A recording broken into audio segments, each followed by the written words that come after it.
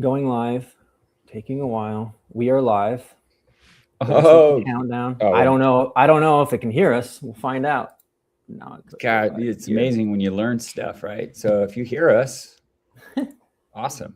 If you don't, also awesome. Oh, 0 views. It's live at 18. Yeah, that's crazy. Yeah, we're figuring this out as we go. But now we are actually live on Instagram. All right, you're kicking it off. Yep. Someone joined. 3 people joined. Okay. All right. Oh, snap. Here we are. Again. All right. Welcome to Breakthroughs. This is stream number 2 of a live show that we call Breakthroughs, which is about getting the breakthrough before something breaks you. And, we're really figuring this out for the first time. I got to turn these screens away from me because there's so many things happening over there.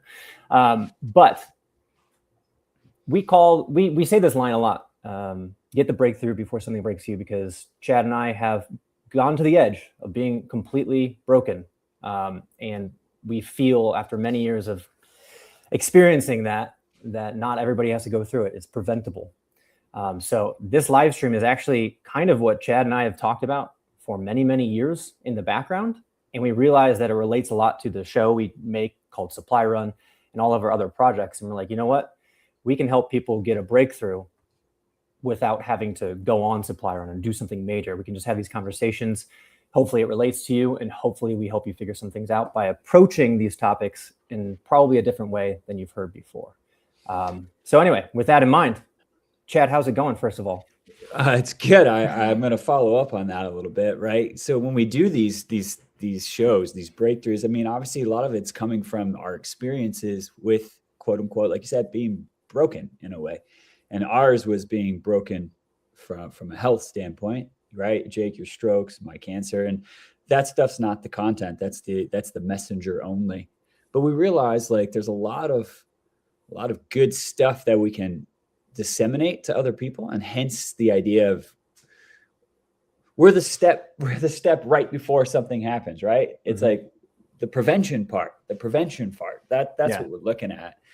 And so when we do these things, like, a lot of it's coming not only from anecdotal stuff, but now it's coming from more evidence-based science, brain stuff, the way we think about things, the way we approach our problems, the way we approach how we feel about ourselves. Like, and this cascades, doesn't matter any race, class, socioeconomic status, anything. Doesn't matter any of that. What matters is just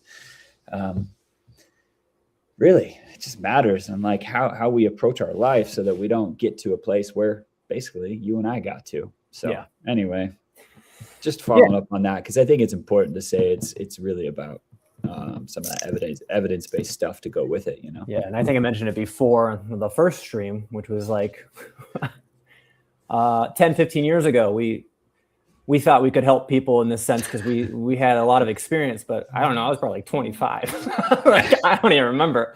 And we were like, man, we have so much to share. And like, wow. And then you're not like, even close. Not even close. Not even close. And this felt like the right time. After we did the first live stream, I actually walked away. I said, oh, that's what it was. Yeah. That's right.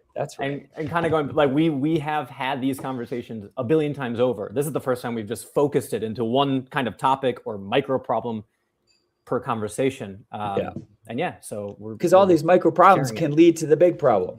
Yeah. And it's funny because we don't know how to describe the umbrella of all of these micro problems. Sometimes it could be stuck or it could be adrift. In general, it's some sort of mental tension. That's how I think about it. It is something that you're struggling with. You don't know how to quite describe, but you need a breakthrough. It's like something is keeping you plateaued. And I'm glad you said that, because somebody actually just put a comment here. It says, what is this channel about? Right. So if you want, just one more time, explain what it is. Real quick though, in the one sentence. Yeah. So this is a live stream show called Breakthroughs, and it's how to get a breakthrough before something breaks you. And that something can be a lot of different things. But you too, Kobe. Sorry, Jake. Kobe, wow. Talk about a blast from the past. That's going to happen a lot. Buddy. Yeah, anyway, it's just about 30 minutes. This is not some long 4-hour podcast. and it's going to be light. So yeah. So yeah, I mean, why don't you, so let's quick follow up on the first live stream, because we want dialogue, and we got dialogue in the first live stream. We kind of put a little headline out there. The marketers in us got the headline, which was simply why therapy doesn't work. ... for most people. mm-hmm. Yeah. But we got some dialogue on that. So why don't you kind of follow us up on that one real quick before we hop into today?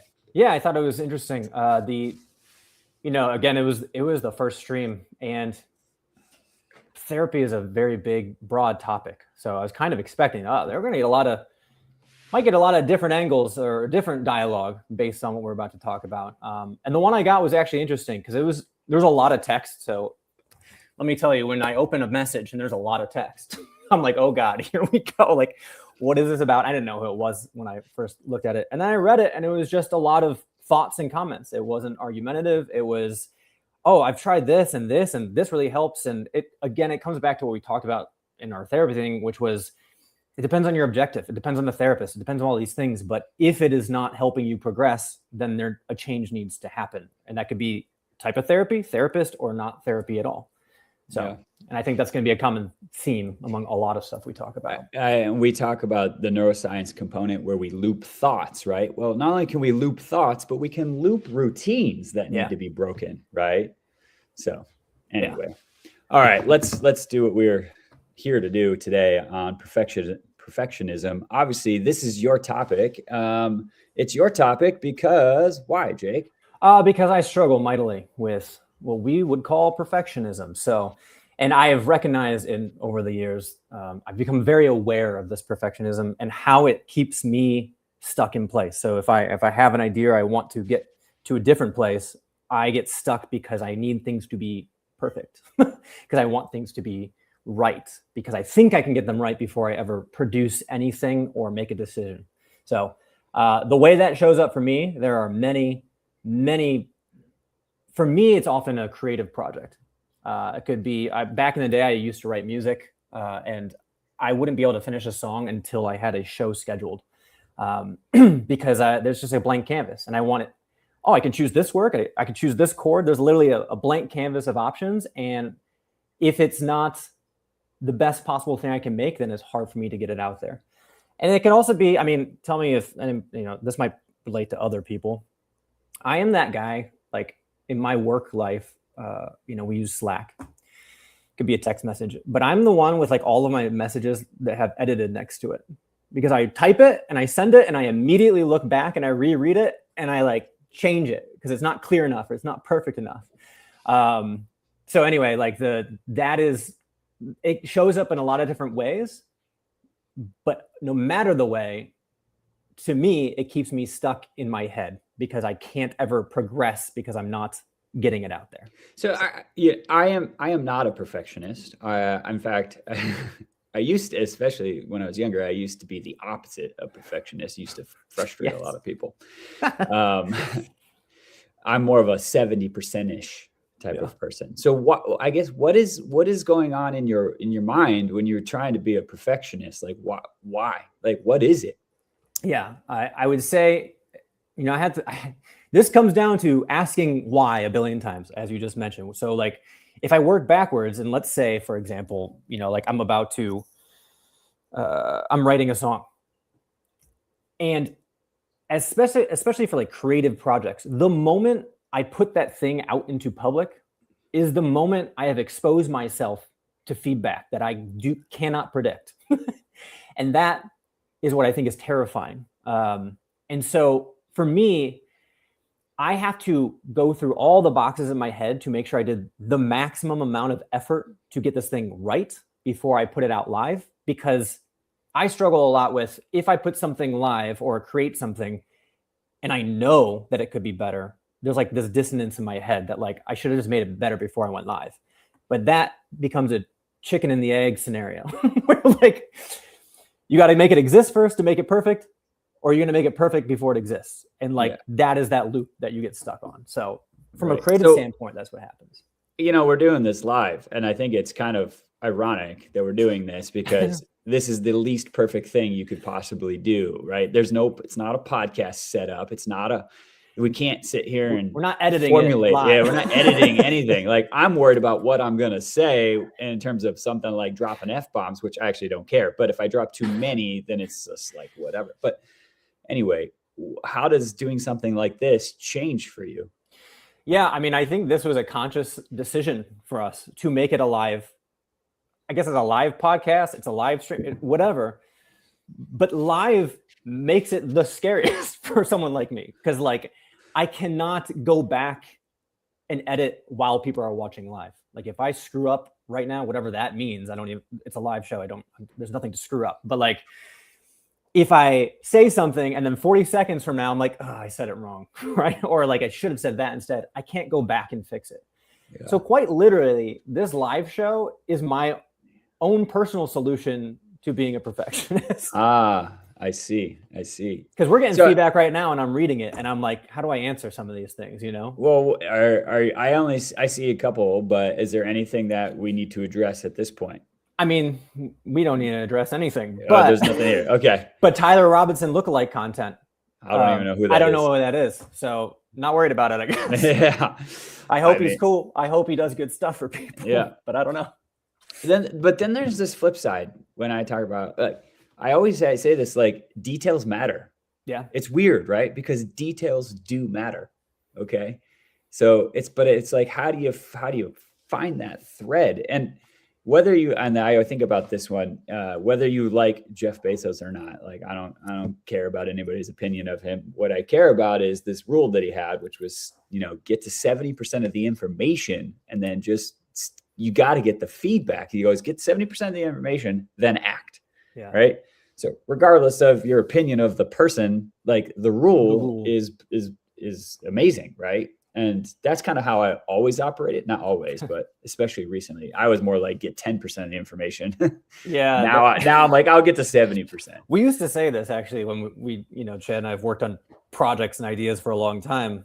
And I used to call Chad the risk and I was the calculated risk. Like I would pull the reins in and he would go too far. So we would balance each other out. But it's interesting, the 70% rule, because I literally, like in a different project I was making, it's so much easier to give advice on stuff than to actually follow your own advice. Which basically tells me I'm consciously aware of what I actually should be doing myself, but it's harder to do it myself than to tell someone else, this is a good rule you should follow. Because I told someone who was struggling to just like, I need to book these plane tickets, a trip with his nephew. And I don't know, I can't remember this scenario, but he was struggling to like click the button because he was like, yeah, but I don't have this. I don't have this right. I don't know what this is going to be. I was like, you'll never know. And I said, my rule is 80% and then you got to go. Because it's the same thing as the 70%. You got to get it close enough that it's a calculated risk now, not just a wide open, I have no idea what's going to happen. Yeah, but then I got to follow that myself. I've also recognized in terms of this perfectionism, I'm very good at starting things because that doesn't require exposure to the world, right? Like supply runs example, tiny risk songs, all of that stuff. I can start anything because it's only in my head forever until you push publish, you send a message, you do whatever it is. And all of a sudden that is like finishing the job. And so I'm very good at starting things, but not completing things, because when you complete it, it means it's real. And that is when it's stressful. And so for your world, it's like project based, like a new song, a new content idea, a new show, But the thing about perfectionism, it shows up everywhere. I got two things on that. One, personally, actually, first I'll start. I just heard the story the other day. A friend of mine was telling me about it's hard to go on vacation. Hard to go on a vacation because they don't want to take the time off out of fear that while they're gone, things won't be done right at work. Right?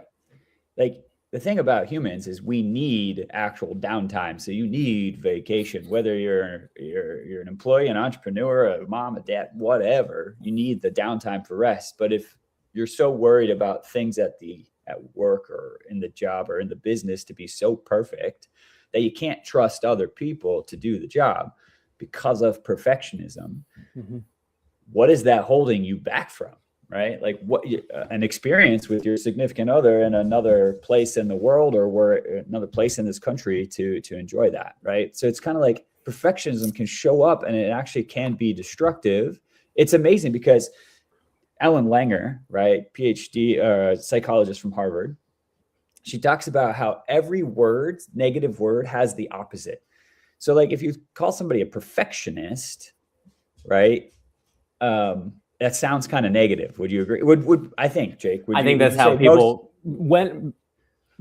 when people feel like they've got a problem, they would describe it as perfectionism. Yeah, but what if I just said, "Oh, he's very detail oriented"? Yep, slightly changes. All of a sudden, it's more positive.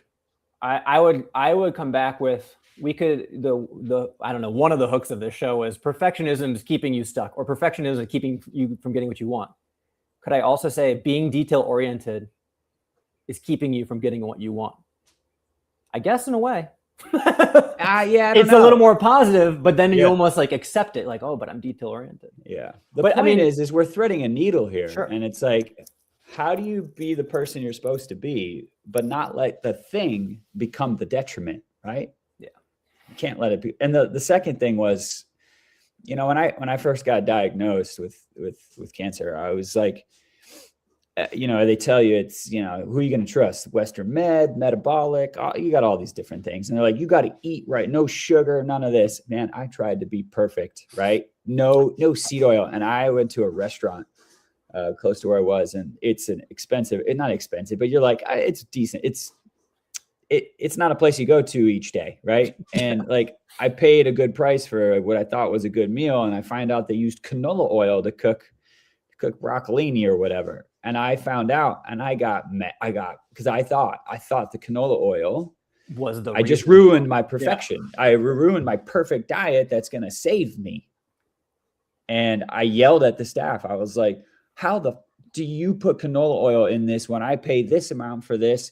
I'm dealing with this, like, and I'm sitting there. I'm like, dude, is that the thing? Is that the thing that's going to save me, is not having the canola oil in my broccolini? Yeah. I mean, you're trying to get to 100% before you live, like before you can do anything. And what did it create, dude? Incredible stress, which probably, as you've learned since then, that was a long time ago. What, 2 years maybe? Yeah, it was 2 years ago. The mental stress might be more of an issue than canola oil. That's it. The thoughts of perfectionism on my food literally created more mental stress, which actually creates the hormones of stress, adrenaline and cortisol, which actually puts the body in a worse place.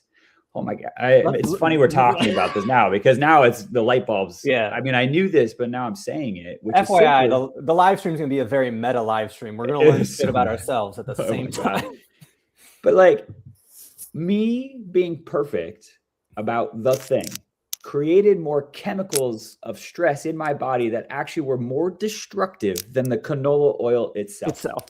Can I ask, how long after that canola oil experience were you still thinking about canola oil? Oh, dude, the rest of the night. Days? For sure. I don't know if it was days, but I remember just being pissed. I was pissed for hours, thinking to myself, I just ruined all my cells in my body and all that shit. I couldn't believe it. It just created so much stress. So I guess coming back to how does perfectionism keeping you in a loop? There's a lot of ways to describe this. We often talk about it as like not enough. We're operating on the same information over and over and over, and therefore nothing changes. So when we say things like stuck or adrift or whatever word it is that people feel, you know, wherever your mental stress comes from, it often comes from not having new information to act on. It is, I need to eat perfectly. And actually, this is funny now, but it wasn't funny then. But that canola oil experience was new information. Like it was stressful, but it broke the loop of I need to be perfect all the time. It forced you to think, what should I do about this situation? I think about the woman who, you know, wouldn't be able to go on a vacation because she was so stressed about work. Like she is on a loop of, I need to keep things the same all the time. Because the moment it is not the same, there is I've been writing about this a lot. Discomfort. There is a moment of uncertainty of what will happen, and that the brain hates uncertainty. The brain wants to stay efficient and safe and comfortable. But the paradox is you got to break that loop to get more information to understand if that's the loop you want to be on in the first place, you know? Very much so. I mean, this is, yes. So I have nothing there, but yes. Yeah. So I'm going back to perfectionism and a lot of, the takeaway of sort of just the content of perfectionism or being detail oriented is you can never get to 100% perfect because you have to make it exist or make the change in order to know. You don't know if it's 100% perfect right now or if it ever will be. It doesn't really matter. Perfect is subjective anyway. So like it could be anything. You know, it's funny, like people always talk about, I get so much advice because of my. So you give or get? Oh, I get. And now I give a lot, of course. So I'm like, oh, fuck it, I'm just going to give it.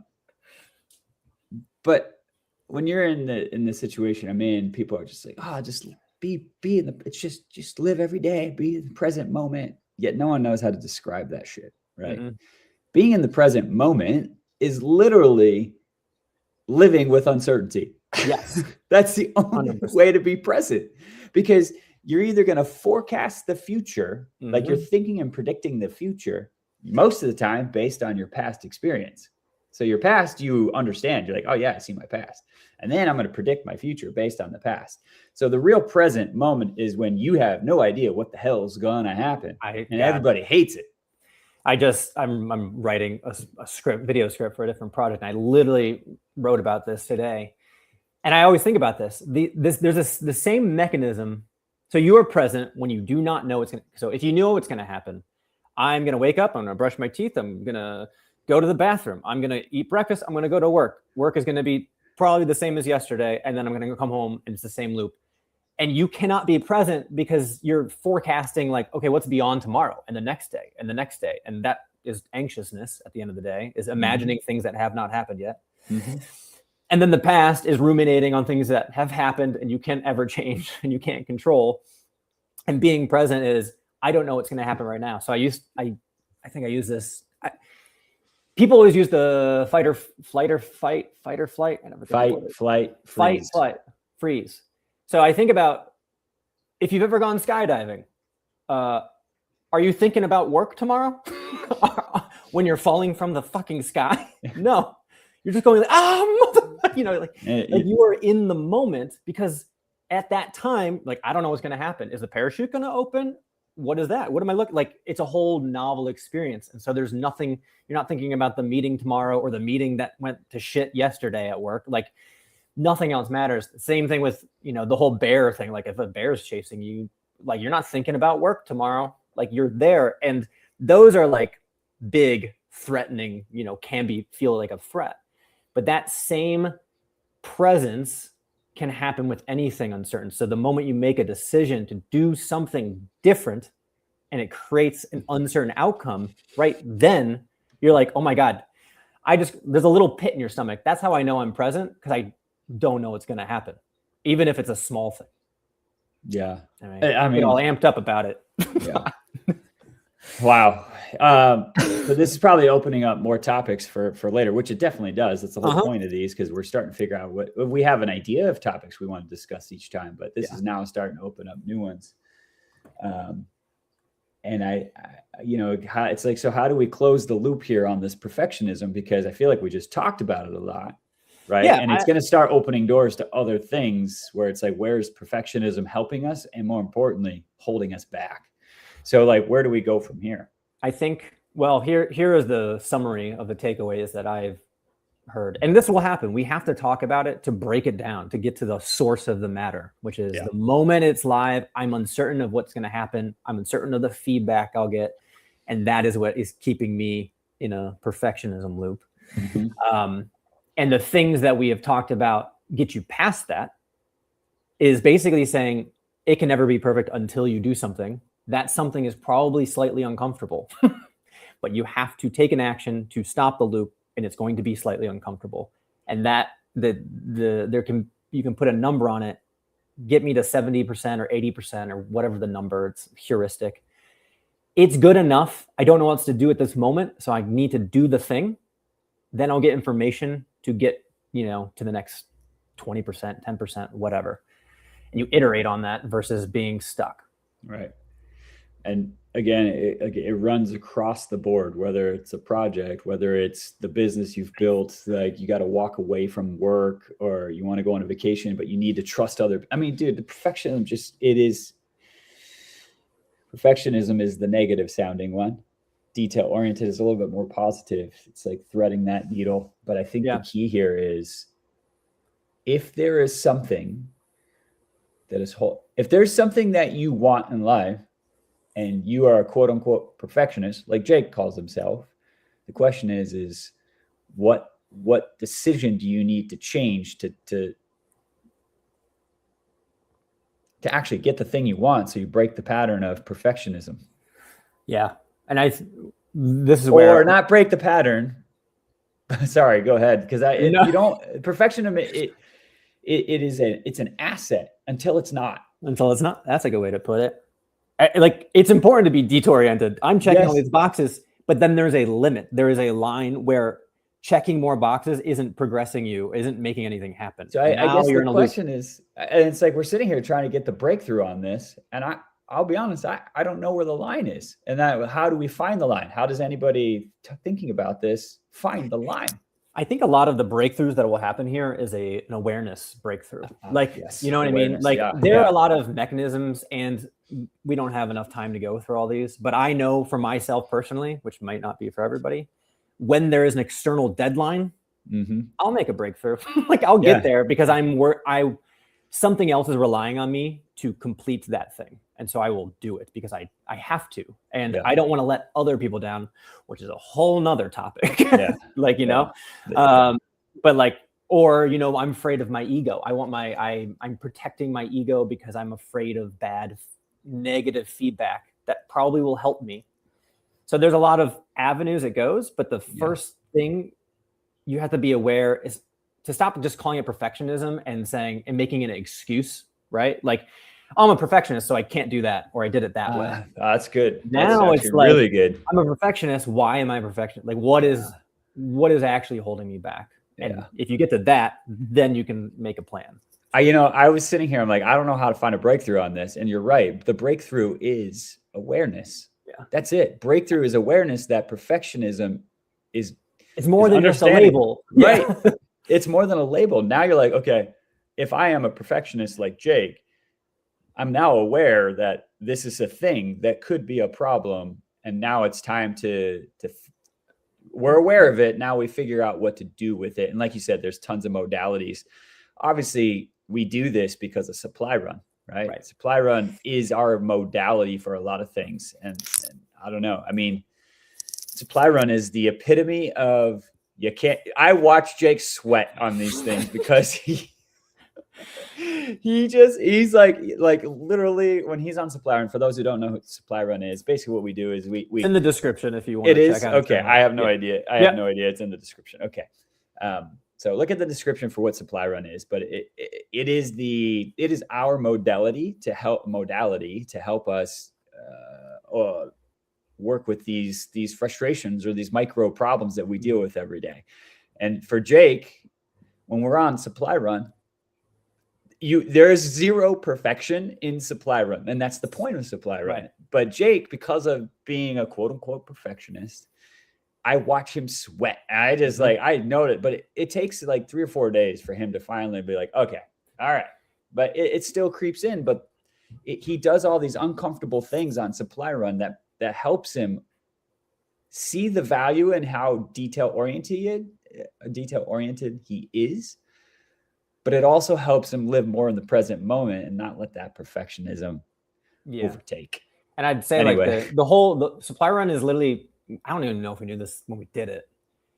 The whole value of Supply Run is built on doing things where we don't know what the answer is going to be. It's uncertainty at peak form.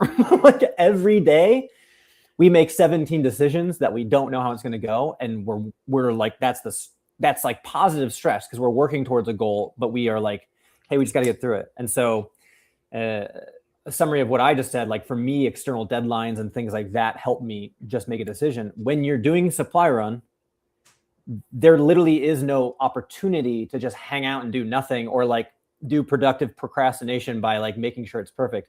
Like a lot of it involves delivering certain items. We didn't get all the items. Some of the items sucked. And like, we just had to keep moving. You can't stop and just give up.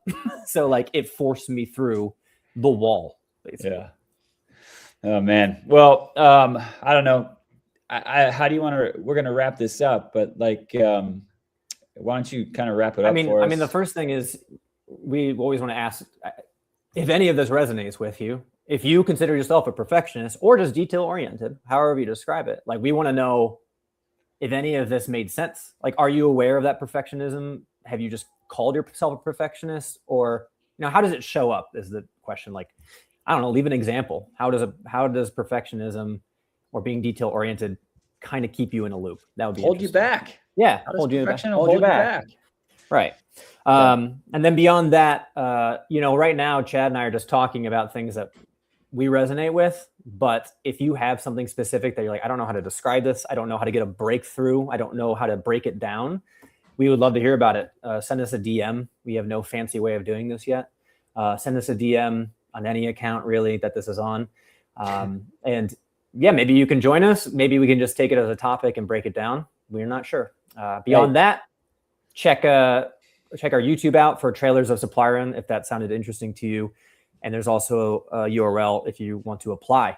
If you're a perfectionist and you want to slam yourself into the wall of getting through perfectionism, that's one way to do it.